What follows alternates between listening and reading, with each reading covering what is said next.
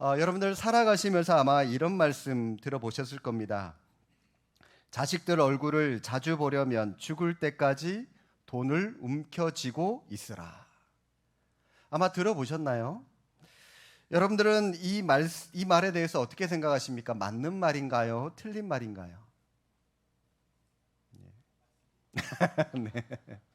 네, 많은 분들이 말씀은 안 하시지만 속으로는 맞는 말인 것 같아라고 아마 대답을 하실 텐데, 실제로 60세 이상 부모님과 그 자녀들을 대상으로 조사를 하니까 그 결과 부모님의 소득과 자녀들이 부모님을 찾아오는 빈도수가 정비례한다라고 합니다.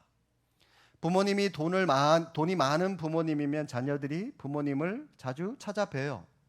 근데 부모님이 가진 게 없고 소유한 게 없으면 뜸하다는 거죠. 뜸하다는 거죠. 이유가 뭘까요? 자식들은 압니다. 그런데 여러분, 특이한 것은 OECD 국가들 가운데 이 OECD 국가가 한 38개 정도 나라잖아요. 이 중에 우리나라를 제외한 다른 나라들은 이런 현상이 거의 나타나지 않는다고 합니다. 그냥 뭐 부모가 있건 없건 그냥 뭐 평소처럼 그렇게 지낸다고 해요.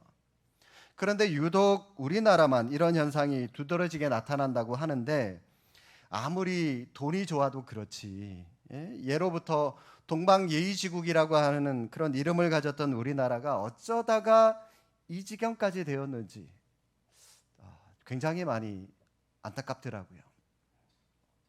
우리는 한 사람도 빠짐없이 부모를 통해서 이 땅에 태어났지만 모든 사람들이 다 한결같이 부모님을 사랑하고 부모님을 존경하고 부모님께 감사함을 느끼면서 살아가는 것은 아닙니다. 우리에게 부모라고 그러면 생명을 준 너무나도 아름다운 존재, 우리를 사랑하는 존재, 우리를 위해서 헌신하고 희생하는 존재로 부모님에 대해서 기억하는 사람이 있는가 하면 그렇지 않은 사람들도 있거든요. 부모라고 그러면 생명을 나에게 줬다라고 하는 그 사실만으로도 부모가 원망스러운 사람이 있어요. 사랑하기보다는 부모라고 하는 권위에 복종시키려고 폭력으로 자녀들을 키운 부모, 무책임하게 자식을 그냥 내버려둔 존재로 부모를 기억하는 사람들도 있을 수 있습니다. 실제로 저는 이런 청년을 만나봤어요. 초신자였는데요, 우리 하나님은 아버지셔, 살아계신 아버지셔, 그래서 우리는 하나님 아버지라고 불러 했더니 이 청년이요, 아버지라는 말에 경기를 일으키더라고요.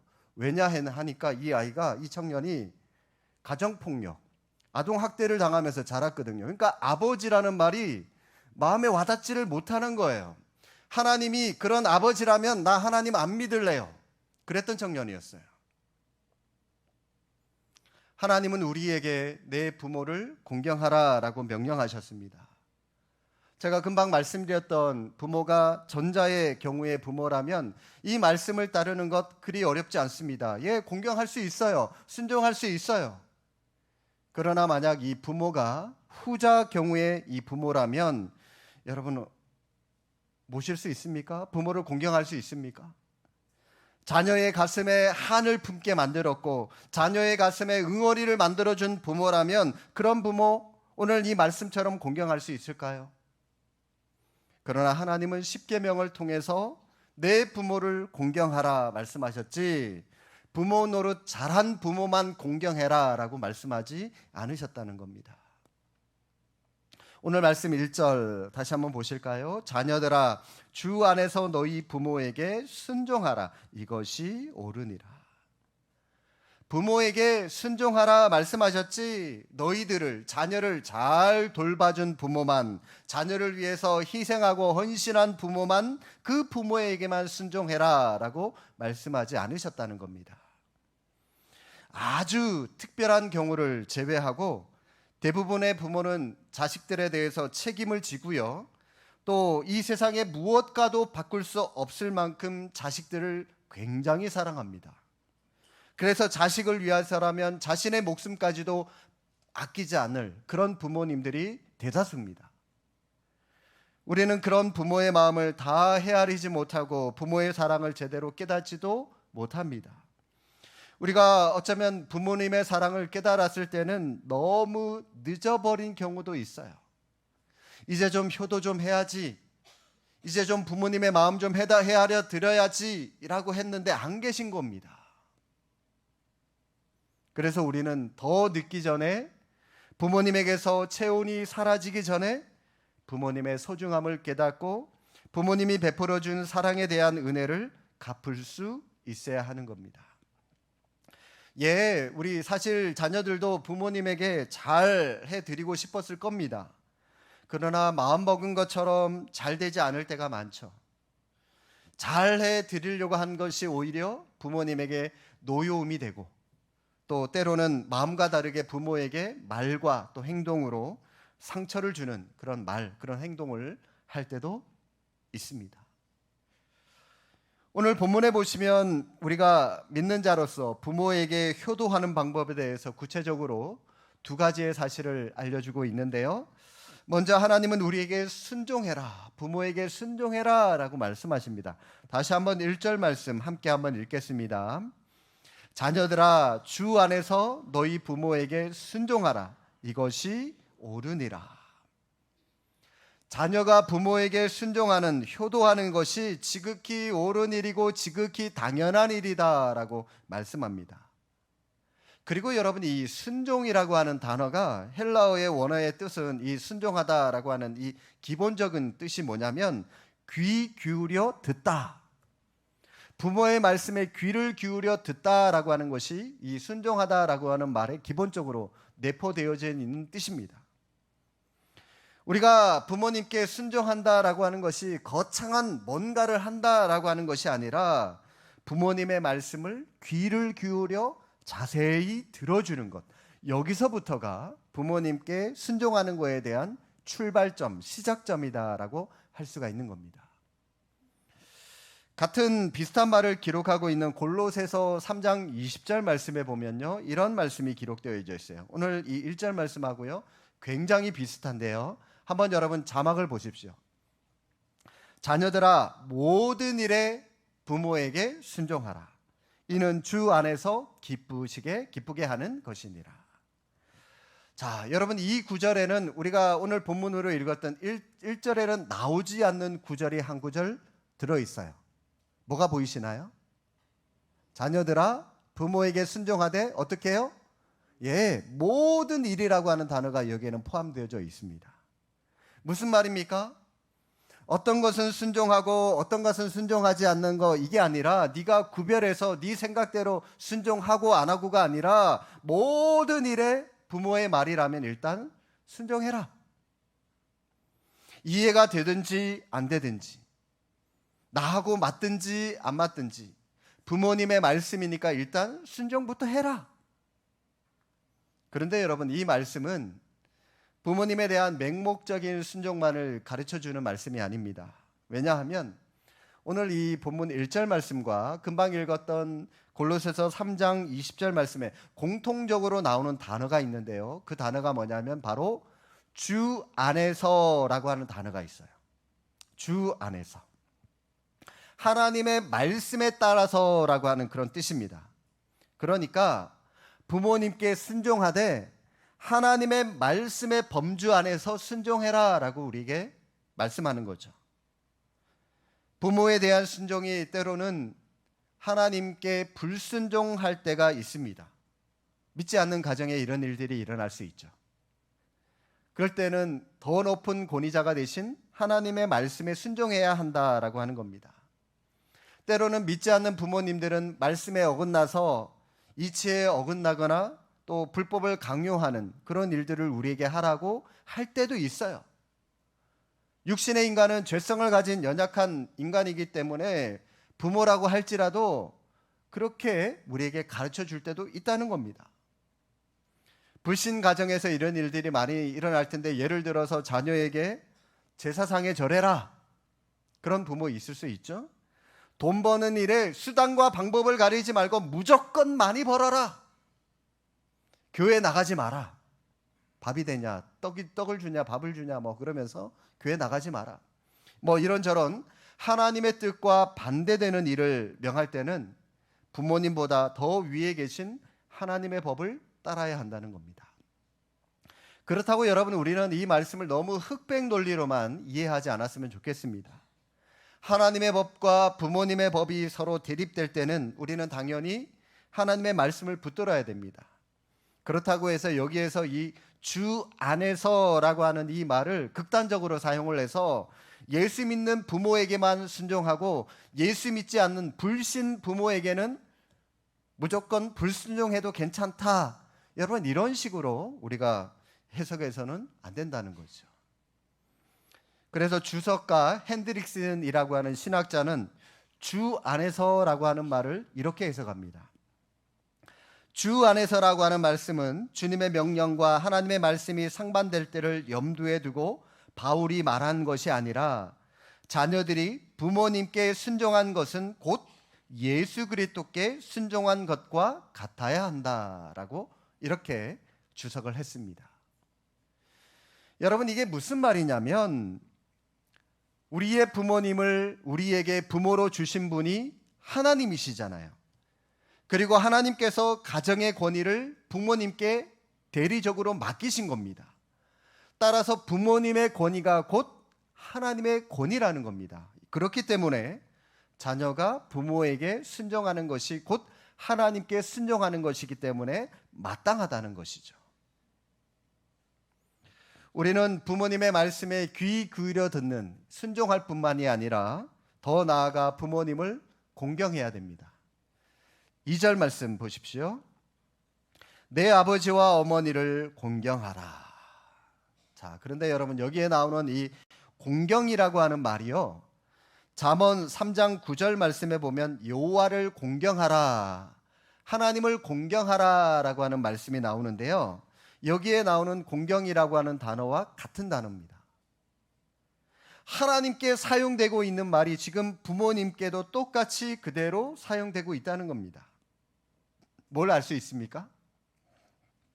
여기서도 부모라고 하는 존재가 단순히 우리를 태어나게 한 고마운 존재만이 아니라 하나님을 대신하는 하나님의 권위를 가진 존재라고 하는 그런 분들이 바로 부모라고 하는 사실을 우리에게 다시 한번 알려주고 있는 그런 말씀이죠. 공경. 공경한다는 말은 좀 쉬운 말로 무게를 인정한다는 말입니다. 무게를 인정한다. 이 말은 우리보다 앞서 우리의 인생의 길을 걸어가신 부모님께는 우리가 도저히 흉내낼 수 없는, 우리가 상상할 수 없는 삶의 무게, 경륜의 무게, 인식의 무게가 있다는 말입니다. 바로 그 무게를 인정하는 것이 진정 부모님을 공경하는 것이고요.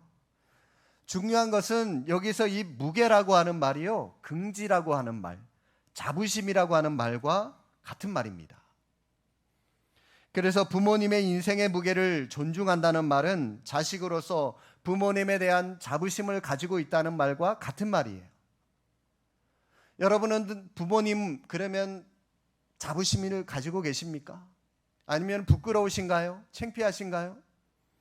만약 부모님에 대한 긍지, 자부심을 갖고 있지 않다면 그런 분은 부모님을 공경하지 못하는 것과 같은 겁니다. 따라서 여러분, 효도라고 하는 것은 우리가 부모님을 모시고 사느냐, 그렇지 못하느냐, 또는 용돈을 많이 드리느냐, 그렇지 못하느냐, 또 부모님을 효강을 시켜드리느냐 못하느냐, 물론 여러분 이왕이면 용돈도 많이 드리고 호강도 시켜드리고 부모님, 연약한 부모님 모시고 살아가면 좋죠. 그러나 그 자체가 효도의 전부라고는 할 수는 없습니다. 그 밑바탕에는, 그렇게 우리가 부모님께 대할 수 있는 그 밑바탕에는 부모님을 사랑하고 존중하는 그런 자부심, 긍지를 가지고 있기 때문에 우리가 그런 모습으로 부모님을 대할 수가 있는 것이죠. 따라서 여러분, 참된 효도라고 하는 것은 오늘의 나를 있게 해주신 부모님에 대해서 긍지를 가지고 자부심을 가지고 있느냐 없느냐에 따라서 판가름이 나는 겁니다. 따라서 자녀는 부모 섬기는 일을 하나님 섬기는 것과 같은 마음으로 해야 한다라고 하는 것입니다. 부모 그러면 자부심을 느껴야 돼요. 자랑스러운 부모, 이런 모습. 노인에 대한 사랑은 곧 자기의 미래에 대한 사랑이라고 말한 미국의 심리학자 메리 파이퍼라고 하는 심리학자가 있는데, 이 사람이 또 다른 나라라고 하는 책을 썼는데요. 이 책에 보면 부모 세대와 잘 지내는 방법에 대해서 5가지를 알려줬습니다. 여러분 한번 참고하셔서 부모님과 잘 소통하는 그런 일에 있어서 쓰였으면 좋겠습니다. 첫 번째는 부모의 속마음을 헤아려라. 부모의 속마음을 헤아려라. 어느 나라건 부모 세대는 자녀의 세대보다 가난하게 살아왔습니다. 전쟁도 많이 겪었고요. 또 이 농사법이나 과학이나 이런 것들이 덜 발달되었기 때문에 흉년이나 가뭄이나 이런 것들이 굉장히 많이 겪고 살아왔던 그런 세대입니다. 그래서 우리 부모 세대는 아끼는 것이 습관이 되어 있는 사람이에요. 몸에 배어 있는 그런 사람들이죠. 아무리 배가 불러도 음식을 남기지 않고 다 먹습니다. 약간 상한 것 같은 음식도요, 요즘 젊은 사람들은 그냥 다 곧장 다 버려버리는데 우리 어른들은 못 버려요. 아까워서. 전화요금 무서워서 편히 하지 못합니다. 전화 오면은 그래 잘 지내고 있지? 그래 돈 나간다 빨리 끊어라. 우리 어르신들 많이 그랬죠? 좋은 물건 선물 받으면 그것도 아까워서 못 써요. 찬장에 넣어줍니다. 그리고 다 낡은 거, 기존에 쓰던 거 다 쓰고 나서 쓰려고 나중에 꺼내 보면은 아끼다가 뭐 된다? 그 식이 돼요, 그죠? 그냥 못 쓰고 버릴 때가 있죠. 나이가 들면 말이 많아지고 같은 말을 몇 번이고 반복하고 때로는 고집도 세어집니다. 공격적인 태도를 취하기도 하는데요. 이 사람은 어른들이 이렇게 반응하는 것이 자신이 점점 약해지는 것을 감추려고 하는 그런 몸부림이다라고 표현을 합니다. 그러니까 겉으로 드러나는 부모의 말과 행동을 그대로 다 곧이곧대로 받아들이지 말고, 왜 저렇게 말씀하시지? 왜 저렇게 행동하시지? 이 부모님의 속뜻을, 속마음을, 저렇게 행동하는 속마음을 이해하려고 하는 노력이 우리 자녀들에게 필요하다라고 하는 겁니다. 두 번째는 늙었다라고 하는 것이 약하다는 것을 의미하는 것은 아닙니다. 노인도 젊은이도 모두 다 실수를 합니다. 사람이니까 다 실수하죠. 그런데 유독 노인의 실수에 대해서만은 심각하게 반응을 합니다. 사람들이. 야, 저렇게 치매 걸린 거 아니야? 노망에 걸린 거 아니야? 그러면서 실수를 넘어서 막 비난까지도 가하는 그런 경우를 많이 보게 되죠. 늙었다고 말하려면 늙은 만큼 그분들을 그래도 연세가 많이 드셨으니까 그러면서 젊은 사람들이 이해를 해주면 좋은데, 이해도 하지 않으면서 무조건 늙었다고 비난하고 문제부터 키우는 것, 이거는 잘못되었다는 겁니다. 여러분, 어르신들 비난하고 욕할 필요 없어요. 우리도 언젠가는 다 늙기 때문입니다. 세 번째는 부모가 원하는 것이 무엇인지 알아야 됩니다. 부모님이 거창하고 화려한 걸 원하실까요? 부모는 단순하고 사소한 것에서부터 기쁨을 느낀다고 합니다. 정기적으로 시간을 정해놓고 만난다거나 맛있는 음식을 나눈다거나 전화를 걸어서 대화를 한다거나 혹은 단지 이야기를 들어주는 것만으로도 행복하다고 해요. 그리고 어떤 문제가 있으면 그 문제를 가지고 함께 의논하거나 부모님에게 도움을 청함으로써 부모가 뭔가를 할 수 있다는 것을 경험하게 해드리는 것도 부모님을 기쁘게 하는 일이라고 합니다. 네 번째, 부모에게 솔직해라. 부모님을 위한다는 마음으로 부모에게 비밀을 만들지 말라는 말입니다. 나중에 숨긴 사실을 알게 되면 소외감을 느끼게 되고 상처를 받을 수도 있습니다. 좋은 일이든 나쁜 일이든 함께 나눌 때 이 부모는 자신의 존재감을 느끼게 되는 거죠. 나도 우리 자녀들에게, 손주들에게 나도 필요한 존재구나 느끼게 되는 거죠. 부모에게 감추는 것은 부모에게서 자식을 사랑할 기회를 빼앗는 것과 같은 것입니다.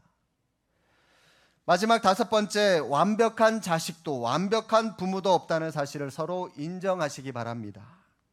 아무리 서로가 서로에게 잘하려고 해도 부모와 자식 간에는 갈등이라고 하는 것이 있을 수밖에 없어요. 부족함이라고 하는 것이 있을 수밖에 없어요. 왜냐하면 세대가 다르잖아요. 가치관이 다르고 문화가 달라요. 그러니까 서로가 서로의 관점으로 다가가면 충돌이 있을 수밖에 없고 갈등 이런 것들이 당연히 있을 수밖에 없는 겁니다. 서로 다르기 때문이죠. 서로의 다름을 인정하고 받아들이면 우리는 갈등을 줄일 수 있는 겁니다. 서로 사랑한다는 믿음만 확실하다면 문제나 갈등을 아무 일도 아닌 듯이 웃어 넘길 수도 있고, 오히려 이 문제나 갈등이 서로를 더욱더 친밀하게 해주는 그런 매개체의 역할도 할 수가 있는 겁니다. 이처럼 부모에게 순종하고 공경하면 여러분, 성경은 잘 되고 땅에서 장수하는 구체적인 복을 받게 될 것이다 라고 우리에게 말씀합니다. 3절 함께 읽겠습니다. 이로써 내가 잘 되고 땅에서 장수하리라. 하나님은 부모를 공경하는 사람에게 형통함과 장수의 복을 주시겠다라고 말씀하십니다. 십계명에 보면 10가지의 계명이 나오죠. 다른 것들은 다 그냥 명령만 하고 계십니다. 도둑질하지 마라, 거짓말하지 마라, 간음하지 마라, 명령만 하시는데 유독 제5계명인 다섯 번째 계명인 이 내 부모를 공경하라라고 하는 이 계명에만 보너스가 붙어 있어요. 그 보너스가 바로 3절 말씀이거든요. 형통함과 장수의 복을 주시겠다. 여러분, 사실 자식으로서 부모를 공경하는 거 당연한 일 아닙니까? 그런데 왜 여기에만 보너스가 붙어 있을까요? 왜 하나님은 형통과 장수의 복을 주시겠다고 말씀하고 있을까요? 잘 되고 땅에서 장수한다라고 하는 말씀이 구체적으로 뭘 의미하는 것일까요?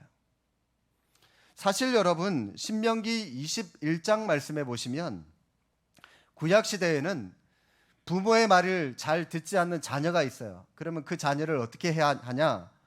성읍의 모든 사람들이 그 사람을 성읍, 그 동네 한가운데로 모아놓고 돌로 그냥 쳐 죽여버립니다. 예, 분류하는 사람을 그렇게 하라고 신명기 21장에 분명히 말씀하고 있어요. 또 성경 가지고 계신 분 여러분, 잠언 한번 성경 찾아보실까요? 잠언 30장 17절 말씀. 시편 다음에 잠언 30장 17절. 구약 성경 945쪽에 있습니다.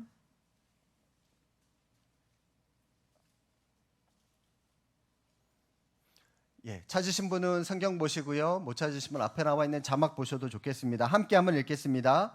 아비를 조롱하며 어미 순종하기를 싫어하는 자의 눈은 골짜기의 까마귀에게 쪼이고 독수리 새끼에게 먹히리라. 여러분, 무서운 말이죠.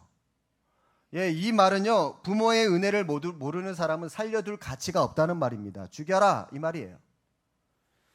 그 당시 구약시대까지만 하더라도요, 부모의 말을 거역하는 사람은, 거역한다는 것은 있을 수 없는 일이었습니다. 왜냐하면 그 당시 부모의 말을 거역한다는 것은 금방 읽은 이 말씀처럼, 신명기의 말씀과 잠언의 말씀처럼 곧 죽음을 의미했기 때문입니다.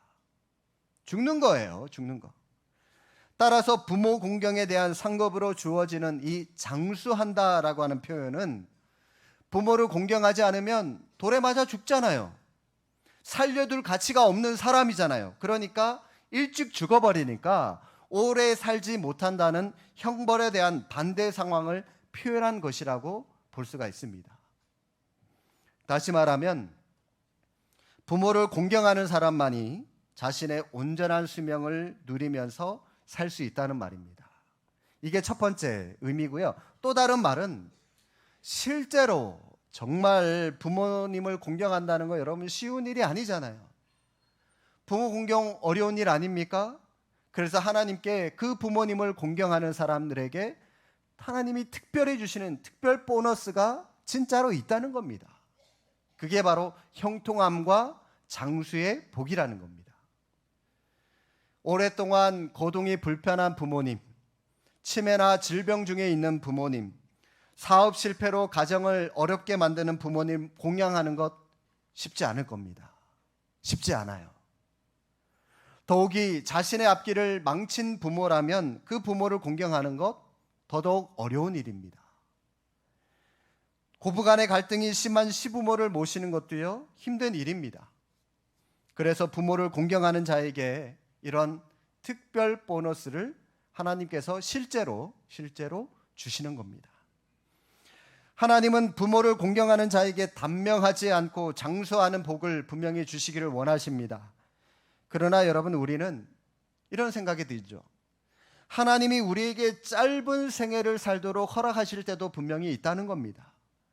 이때 하나님이 짧은 생애를 살아가게 하시는 것도 하나님의 은총과 사랑의 또 다른 표현일 수 있다는 것을 우리는 분명히 받아들일 수 있어야 됩니다. 왜냐하면 세상을 살아가다 보면 정말 부모님을 잘 섬기는 사람이에요.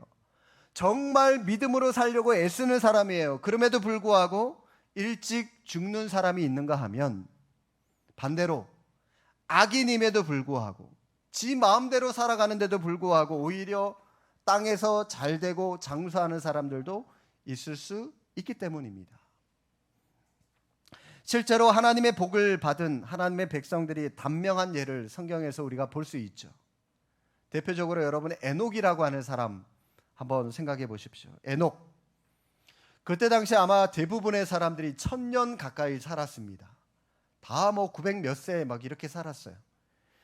그런데 에녹은 그들이 산 세월의 3분의 1에 해당되는 365년밖에 못 살았거든요. 그리고 하나님의 부름을 받은 사람입니다. 오늘날로 치면 한창 꽃다운 나이인 20대에 세상을 떠난 셈입니다. 그런데 에녹은 그 누구보다도 하나님의 사랑과 하나님의 복을 받았던 사람입니다. 하나님께서 에녹을 왜 빨리 데려가셨을까요? 아마 에녹 시대 이후에 세상에 찾아올 재앙, 큰 재앙이 있었죠. 바로 노아의 홍수. 이 노아의 홍수의 재앙을 겪지 않도록 하나님께서 배려하려고 에녹을 빨리 데려가신 것이 아닌가, 저는 그렇게 해석이 됩니다. 예수님도 보십시오. 우리 예수님도 33살밖에 살지 못하고 단명하셨는데, 예수님께서 이렇게 단명하신 이유가 하나님의 명령을 거슬러서 살았기 때문입니까? 그렇지 않습니다. 오히려 정반대잖아요. 그죠? 하나님의 말씀을 철저하게 지키다가 단명하신 겁니다.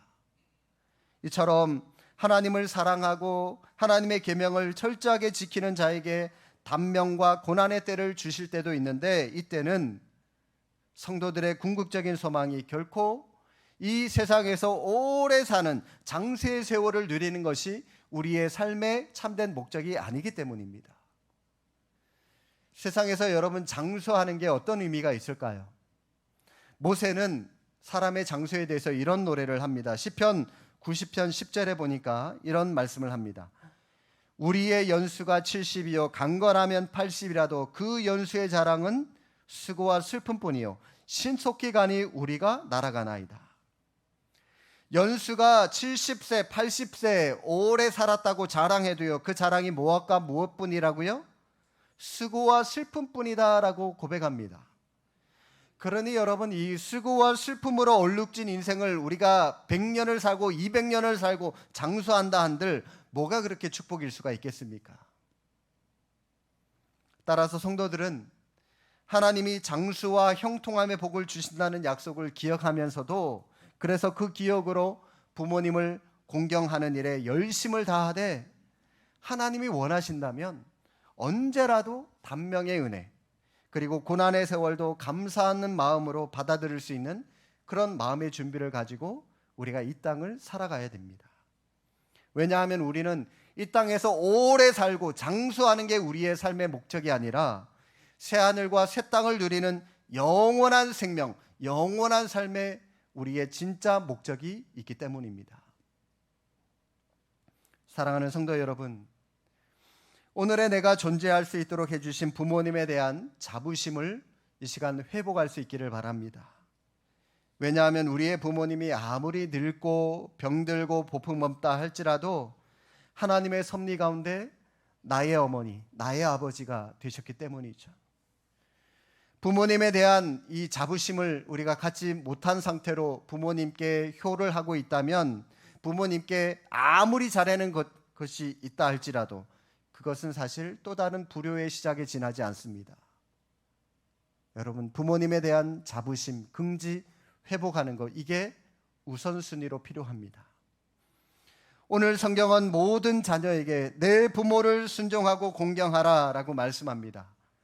순종이 부모의 말씀을 따르는 것이라면, 공경이라고 하는 것은 한 걸음 더 나아가서 부모의 마음을 헤아려 드리는 겁니다. 부모의 마음을 알아드리는 거예요. 누구나 다 늙습니다.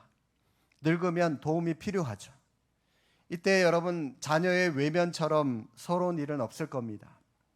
그러므로 부모가 늙어서 아무것도 할 수 없다고 우리 부모님을 무시하거나 업신여겨서는 안 됩니다. 병들었다고 귀찮아해서도 안 됩니다. 부모님이 가진 것이 없어서 우리에게 줄 것이 없다라고 할지라도 여러분, 더 많이 공경하시고 더 많이 연약한 부모님들 도와주시기를 바랍니다. 왜냐하면 하나님은 연로하신 부모님을 공경하는 자에게 오늘 말씀처럼 축복해 주시기 때문입니다. 형통하며 장수하기 원하십니까? 그러면 효도하십시오. 여러분의 자녀들이 복받기를 원하십니까? 그러면 자녀들에게 여러분이 먼저 여러분의 부모님에게, 교회의 어르신들에게 효하는 모습을 보여주시기 바랍니다. 왜 자녀가 효도하지 않는지 아십니까? 어쩌면 부모인 여러분들로부터 효도를 제대로 배운 적이 없기 때문이에요. 성경에 보면 하나님께 축복받은 사람들은 한결같이 부모에게 효를 하는 사람들이었습니다. 이처럼 항상 부모님께 순종하며 부모님의 마음을 편안하게 해드리고 또 기쁘게 해드림으로, 공경함으로 이 땅에서 장수와 형통함의 복을 누리며 살아가는 저와 여러분이 될 수 있기를 주님의 이름으로 축복합니다. 아멘. 기도하겠습니다.